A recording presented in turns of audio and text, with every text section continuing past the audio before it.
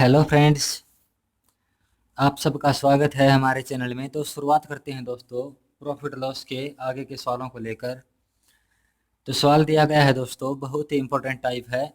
संतरों के मूल्य में 10% की कमी हो जाए तो एक आदमी 500 रुपये में 5 संतरे ज़्यादा खरीदता है, तो बताओ।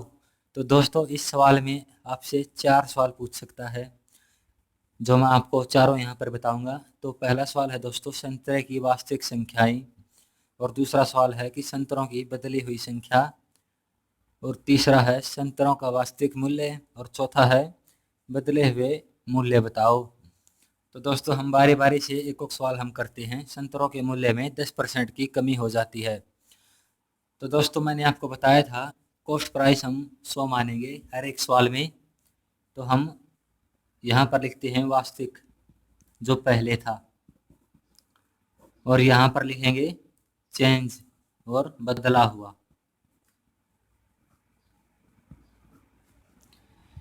तो ठीक है दोस्तों, मैंने आपको बताया था कि संतरे का जो मूल्य है वो मान लेते हैं यहाँ पर कितना था, 100%। 100 मान लेते हैं, क्रय मूल्य हम 100 ही मानते हैं।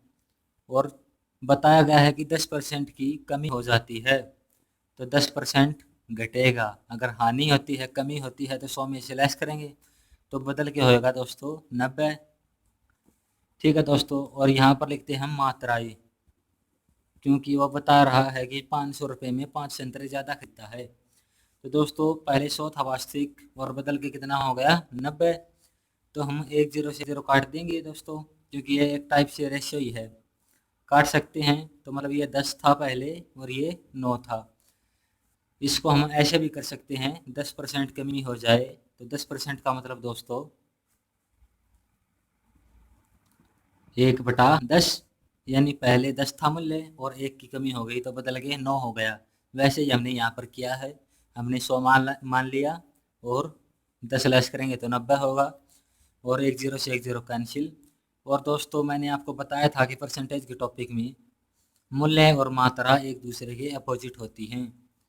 मूल्य बदलेगा तो मात्रा क्या हो जाएगी, यहाँ पर 9, और पहले 9 थी और अब ज़्यादा हो गई, क्योंकि ज़्यादा खरीदता है, कमी हो गई। तो पहले कम खरीदता था और अब एक संतरा ज़्यादा खरीदता है। कितना ज़्यादा खरीदता है दोस्तों, एक संतरा। एक संतरा ज़्यादा खरीदता है। और क्वेश्चन में कितने खरीदता है दोस्तों, 5 संतरे। तो हमारी एक यूनिट की वैल्यू होगी कितनी, 5। हमें एक की डायरेक्ट आ गई 5, और पहले कितने खरीदता था, 9 खरीदता था। और कुछ सवाल में पूछा गया है कि संतरे की वास्तविक संख्या बताओ। अगर वास्तविक पूछे तो इसकी 5 से इस 9 से गुणा करेंगे, गुणा में 5, कितना आएगा दोस्तों हमारा 45। और पूछेगा, ये तो हमारा पहले सवाल का आंसर हो गया कि संतरों की वास्तविक संख्याएं, वास्तविक संख्या कितनी होगी दोस्तों, एक की वैल्यू 5, तो हमें 9 की निकालनी पड़ेगी। तो 9 गुणा 5 कितनी आएगी हमारी 45। यह होगा हमारा पहला सवाल। और दूसरे सवाल में पूछा गया है दोस्तों, संतरों की बदली हुई संख्या बताओ। वास्तविक ये थी, बदली हुई संख्या बदल के 10 हुई। तो अब एक की यूनिट की वैल्यू 5, तो 10 की निकालेंगे हम, तो इसको 5 से गुणा करेंगे तो ये आएगा हमारा 50। तो ये होगा हमारे सेकंड का आंसर। पहले वो 45 खरीदता था, कमी होने के बाद वो ज़्यादा खरीदेगा, कितने, 5 संतरे ज़्यादा खरीदेगा। कितने हैं दोस्तों, 50। पहले 45 खरीदता था, अब 50 खरीदता है। और क्वेश्चन में कितना दिया हुआ है दोस्तों, कि वो 5 संतरे ज़्यादा खरीदता है। इसका मतलब हमारा आंसर सही है। तो दोस्तों तीसरे सवाल में पूछा गया है कि संतरों का वास्तविक मूल्य बताओ। मूल्य बताना है दोस्तों, तो वो 500 रुपये में संतरे खरीदता था। तीसरा सवाल है वो 500 में खरीदता था, और कितने खरीदता था पहले, वास्तविक वास्तविक पहले कितने खरीदता था दोस्तों, 45 खरीदता था, क्योंकि वास्तविक संख्या आई थी 45। तो इसको भाग देंगे तो आंसर आएगा हमारा 11 सही 1/2। इतने संतरे हो, संतरों का वास्तविक मूल्य आएगा 11.5 रुपये।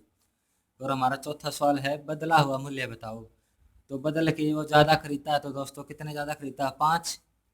तो 500 को भाग देंगे किसने से, अब वो 50 खरीदता है तो 50 से भाग देंगे तो आएगा हमारा 10। ये होगा दोस्तों संतरों का बदला हुआ मूल्य। पहले 11.5 रुपये में संतरा आता था, अब कितने में आएगा, 10 रुपये में। उम्मीद है आप सवाल समझ गए होंगे। तो चलिए आपको फिर से बताता हूँ। ये सवाल बताया गया था कि 10% की कमी हो जाती है, तो हमने 100 माना, 10% कमी करेंगे तो हमारा आएगा 90। तो एक जीरो से एक जीरो कैंसिल, और मूल्य और मात्रा एक दूसरे के अपोजिट होती हैं। तो 9 और 10, एक ज़्यादा खरीदता है और क्वेश्चन के हिसाब से 5 खरीदता है। 1 यूनिट की वैल्यू आएगी हमारी 5। तो हमें वास्तविक संख्या निकालनी थी 9 गुणा 5 45, बदली हुई निकालनी थी 10 गुणा 5 50, और संतरों का वास्तविक मूल्य ज्ञात करना था। तो 500 बटा 45, क्योंकि वास्तविक संख्या 45 थी तो आएगा 11.5, और चेंज मूल्य आएगा हमारा 500 बटा 50, बदला हुआ मूल्य आएगा। तो कितना हो जाएगा, 10। ये है हमारा चौथे सवाल का आंसर। सवाल बहुत ही आसान था दोस्तों, उम्मीद है आपको समझ में आ गया होगा। तो चलिए शुरुआत करते हैं अगले सवाल की। तो चलिए दोस्तों एक बहुत ही अच्छा सवाल हम करते हैं। सवाल दिया गया है, एक आदमी 1 रुपये में 11 संतरे खरीदता है। 10% लाभ कमाने के लिए 1 रुपये में कितने संतरे बेचेगा। तो दोस्तों बहुत अच्छा सवाल है। चलिए हम करते हैं। वास्तविक मूल्य हम संतरों का मान लेते हैं, कितना है, 100, क्योंकि क्रय मूल्य हम 100 ही मानते हैं। और 10% लाभ के लिए क्या होगा दोस्तों, 10 इसमें ऐड हो जाएगा तो यहाँ पर आएगा 110। एक जीरो से एक जीरो कैंसिल, यानी कि पहले मूल्य था वो 10 था, अब कितना हो गया, 11। आप इसको ऐसे भी समझ सकते हैं, 10% लाभ के लिए 10% इक्वल टू 1/10। पहले 10 था, 1 बट गया कितना, 11। ऐसा ही मैंने यहाँ पर लिखा है। तो दोस्तों मैंने आपको बताया था कि मूल्य और मात्रा जो है वो अपोजिट होते हैं, विपरीत होते हैं। तो यहाँ पर आएगा 11, यहाँ पर आएगा 10, क्रॉस हो जाएगा ऐसे। तो दोस्तों जो पहले मूल्य था वो 10 था, और अब बाद में हो गया 11। तो मात्रा पहले दोस्तों कितनी थी, 11 थी, और अब घट के कितनी हो गई, 10। एक घट गई, कितनी हो गई, 10। तो कितने संतरे बेचेगा दोस्तों, 1 रुपये में वो 10 संतरे बेचेगा, क्योंकि पहले मूल्य 10 था, बाद में 11 हो गया। और 1 रुपये में पहले 11 बेचता था, अब कितने बेचेगा वो, 10 बेचेगा, 10% लाभ के लिए। सीधा सवाल है दोस्तों, उम्मीद आपको समझ में आ गया होगा। इस सवाल की दोस्तों एक ट्रिक भी मैं आपको बताता हूँ। तो दोस्तों ट्रिक से वो सवाल करते हैं। 1 रुपये में कितने संतरे बेचता है दोस्तों, 11 संतरे बेचता है। 11 संतरे बेचता है, और वास्तविक संख्या हमने मानी थी 100, वास्तविक मूल्य, और 10% लाभ के लिए भाग करेंगे 110 से। यहाँ पर सीपी और यहाँ पर जितने में बेचता है वो, एक जीरो से एक जीरो कैंसिल, 11 से 11, हमारा आएगा आंसर 10। 10 संतरे बेचेगा। उम्मीद है आपको सवाल समझ में आ गया होगा। आपको जो अच्छा लगे आप वैसे कर सकते हैं। तो चलिए दोस्तों एक ऐसा ही सवाल हम करते हैं। एक आदमी 1 रुपये में 25 संतरे खरीदता है। 20% हानि के लिए वह 1 रुपये में कितने संतरे बेचेगा। तो दोस्तों 1 रुपये में 25 संतरे खरीदता है, तो हम वास्तविक मान लेते हैं, और यहाँ पर बदला हुआ। तो दोस्तों हमारा मूल्य जो है वास्तविक हम मान लेते हैं 100 ही मानते हैं हम क्रय मूल्य, और 20% हानि के लिए 20 कम कितना होगा, 80। ये दोस्तों एक टाइप से रेशियो आ गया हमारा, और इसको हम कैंसिल करेंगे तो यहाँ पर 20 पंजे 100, 20 चौके 80, 20 से कैंसिल करेंगे, यहाँ पर आएगा 5, यहाँ से 4। तो मूल्य पहले जो था वो 5 था, और बदल के कितना होगा दोस्तों, 4। और मूल्य और मात्रा दोस्तों अपोजिट होती हैं, तो यहाँ पर आएगा 4, और ये 5 यहाँ पर आएगा। ठीक है दोस्तों, वो पहले 4 खरीदता था, उसको एक ज़्यादा चाहिए, कितने पड़ेगा, अब एक ज़्यादा लेना पड़ेगा दोस्तों। और वो 1 रुपये में पहले 25 संतरे खरीदता था, और यहाँ पर कितने खरीदता है, 4। तो हमारी 4 यूनिट की वैल्यू है दोस्तों 25। 1 यूनिट की हम निकालेंगे 25 बटा 4।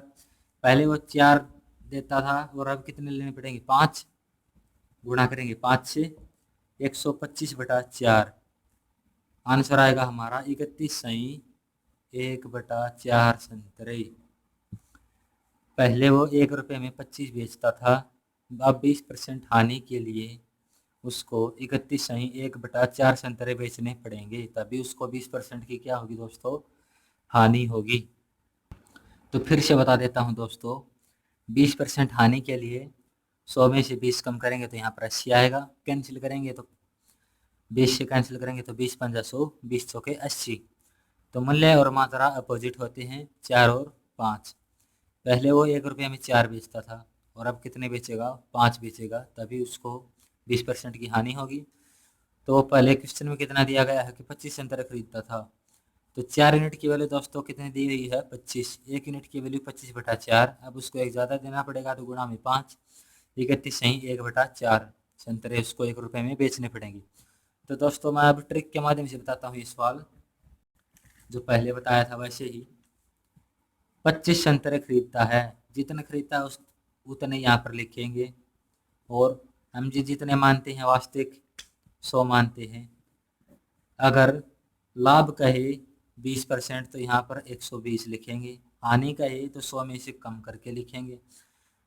मतलब लाभ कहे तो 100 से ज़्यादा करेंगे, हानि कहे तो 100 से कम करेंगे। यहाँ पर 20% हानि कहा है तो 100 से कम करेंगे, कैंसिल। अब 2 से कटेगा 4, 2 से कटेगा 5, 25 पंजा 125/4, वही आया 125/4, और आंसर होगा हमारा 31 सही 1/4। आप इतना भी कर सकते हैं और इतना भी कर सकते हैं। यह तो है दोस्तों पूरा पैटर्न समझने के लिए। अगर एग्जाम में आए तो आपको ऐसा करना है, जिससे हमारे टाइम की सेविंग भी होगी और हम सवाल को आसानी से कर भी पाएंगे।